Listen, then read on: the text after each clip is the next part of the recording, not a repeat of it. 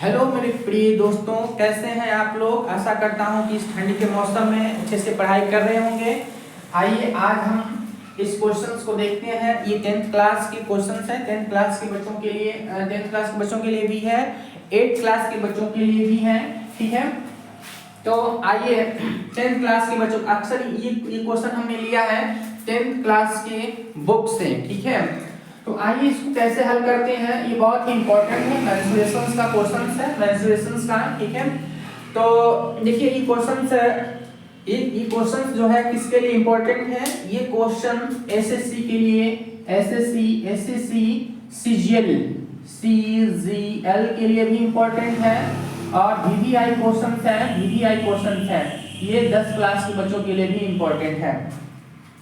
तो हमें निकालना क्या है कि दिया हुआ है कि भुजा 12 सेंटीमीटर वाला एक समबाहु त्रिभुज है। इस 12 सेंटीमीटर भुजा वाला एक समबाहु त्रिभुज है। OAB के शीर्ष O को केंद्र मानकर 6 सेंटीमीटर त्रिज्या वाला एक वृत्तीय चाप खींचा गया है। तो छायांकित भाग का हमें क्षेत्रफल निकालना है। मतलब छायांकित भाग का क्षेत्रफल ये कितना है, इसका क्षेत्रफल निकालना है, इसका क्षेत्रफल निकालना है। मतलब इसका एरिया अगर हमें मालूम चल जाए और इसका इतने का एरिया पता चल जाए, इतने का एरिया पता चल जाए तो हम इसका क्षेत्रफल निकाल लेंगे।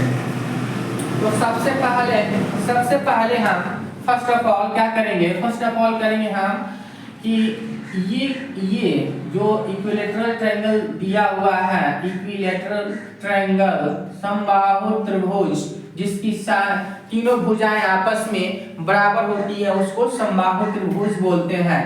समबाहु त्रिभुज ये भी 12 सेंटीमीटर है इसकी भुजा। अगर ये भुजा 12 सेंटीमीटर है तो ये भुजा भी 12 सेंटीमीटर होगा, ये भी भुजा 12 सेंटीमीटर होगा। और हम जानते हैं कि समबाहु त्रिभुज में तीनों कोण जो होते हैं वो मिलकर 180 डिग्री होते हैं। एक कोण कितने के बराबर होता है, एक कोण 60 डिग्री के बराबर होता है, एक कोण 60 डिग्री के बराबर होता है। यानी कि तीनों कोण आपस में क्या होते हैं, बराबर होते हैं। ये भी कोण कितना का होगा, 60 डिग्री का होगा। हमने लिख लिया। अब हम निकालेंगे समबाहु त्रिभुज। ठीक है, समबाहु त्रिभुज का एरिया क्या हो जाएगा, एरिया क्या होगा √3/4 गुने भुजा का होल स्क्वायर। समबाहु त्रिभुज का एरिया होता है √3/4 गुने भुजा का होल स्क्वायर, भुजा स्क्वायर। ठीक है, हम लिख लेते हैं पहले भुजा स्क्वायर। ठीक है, √3/4 भुजा स्क्वायर, भुजा कितना है 12 का स्क्वायर कर देते हैं। ठीक है, √3/4 गुने 12 4 तिया 12 कितना आ जाएगा, 12 तिया 36 कितना आ जाएगा इसका, 12 तिया 36 √3 सेंटीमीटर स्क्वायर आ जाएगा। 36 √3 सेंटीमीटर स्क्वायर समबाहु त्रिभुज का एरिया पता चल गया। यहाँ से यहाँ तक इसकी एरिया पता चल गया। अब देखिए हमें इस छायांकित भाग का क्षेत्रफल निकालना है। छायांकित भाग का क्षेत्रफल निकालेंगे। तो छायांकित भाग का ऊपर वाले क्षेत्रफल निकालेंगे कैसे, वृत्तीय भाग। ठीक है, उसको लिखेंगे वृत्तीय भाग का क्षेत्रफल। क्या होगा, पहले वृत्त का क्षेत्रफल माइनस ये देखो त्रिज्याखंड बन रहा है, ये त्रिज्याखंड बन रहा है ना, ये त्रिज्याखंड मतलब इस एरिया को हम एक बार निकाल चुके हैं यहाँ पे इसमें समबाहु त्रिभुज में। तो इस एरिया को हम क्या कर देंगे, पूरे वृत्त के क्षेत्रफल में से इतने को ये दो बार काउंट नहीं करेंगे ना, किसी एरिया को हम एक ही बार जोड़ेंगे, दो बार तो नहीं जोड़ेंगे। तो एक बार हमने जब त्रिभुज में ऐड कर लिया है, यहाँ से यहाँ तक की एरिया को हमने निकाल लिया है 36 √3। तो इस एरिया को हम निकालेंगे और पूरे वृत्त में से घटा देंगे तो ये एरिया चला आएगा। ठीक है, ये निकल जाएगा। उसके बाद इस एरिया को, त्रिभुज के एरिया को हम जोड़ देंगे तो पूरे का एरिया निकल जाएगा। समझ में आया? तो पहले करेंगे वृत्त का क्षेत्रफल, वृत्त का क्षेत्रफल टोटल में से त्रिज्या खंड का क्षेत्रफल, ठीक है, त्रिज्या खंड का क्षेत्रफल, त्रिज्या खंड का क्षेत्रफल।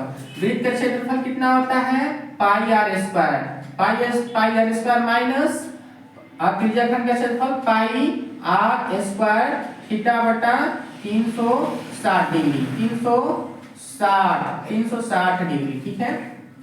आप देखिए हम करेंगे क्या, पाई का मान रखेंगे, पाई का मान रखेंगे, ठीक है, पाई का मान रखिए, या तो पाई आर स्क्वायर कॉमन ले लीजिए।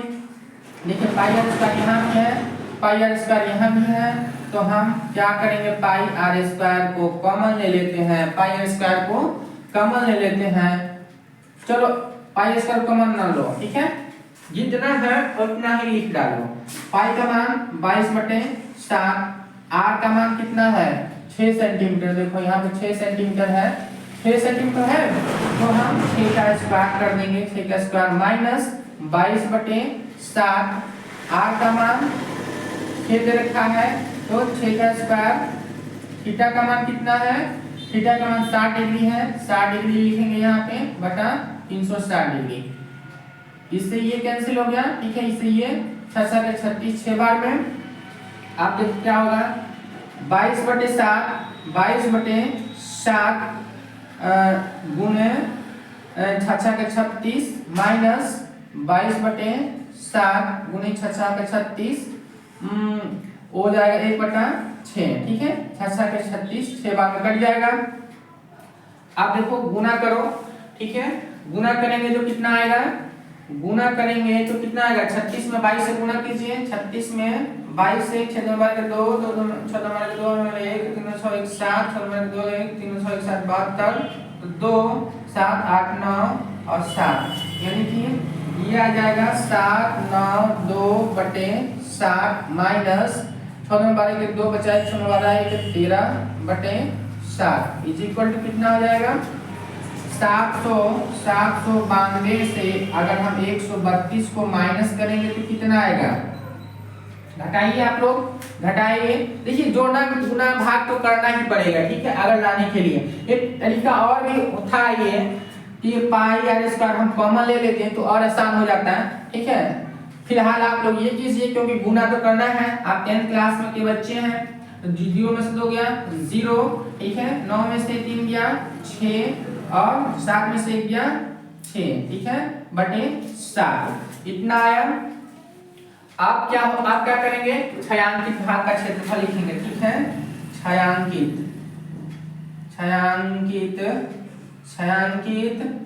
भाग का क्षेत्रफल क्या हो जाएगा, छायांकित भाग का क्षेत्रफल, छायांकित भाग का क्षेत्रफल हो जाएगा वृत्तीय भाग का क्षेत्रफल 660/7 प्लस का 36√3 इतना सेंटीमीटर स्क्वायर। हम इसको इतना लिख के छोड़ देंगे, या और मन हो तो और एक लाइन बढ़ा देंगे, ठीक है, इसको गुना करके, लेकिन बुक में कितना आंसर इतना ही दिया है, कितना ही छोड़ सकते हैं, ठीक है। तो ये क्वेश्चन कितना लेंथी था और बनाना आपको ऐसे है, अगर आपको पढ़ना है तो ये सब याद रखना होगा। समबाहु त्रिभुज का क्षेत्रफल कितना होता है π√3/4 भुजा स्क्वायर, और वृत्त का क्षेत्रफल पाई आर स्क्वायर, त्रिज्या खंड का क्षेत्रफल पाई आर स्क्वायर थीटा बटा 360 डिग्री, इसका प्रयोग करेंगे और इस छायांकित भाग का क्षेत्रफल निकालेंगे। चलिए ऐसे लॉन्ग क्वेश्चंस को समझने के लिए हमारे वीडियो को वॉच करते रहिए, देखिए मैं आप लोगों को समझाता रहूंगा ऐसे क्वेश्चंस को, ठीक है। Thank you all of you. अगर फेसबुक से देख रहे हैं तो पेज को लाइक कीजिए, और यूट्यूब से देख रहे हैं तो लाइक कीजिए और चैनल को सब्सक्राइब करें। Thank you all of you.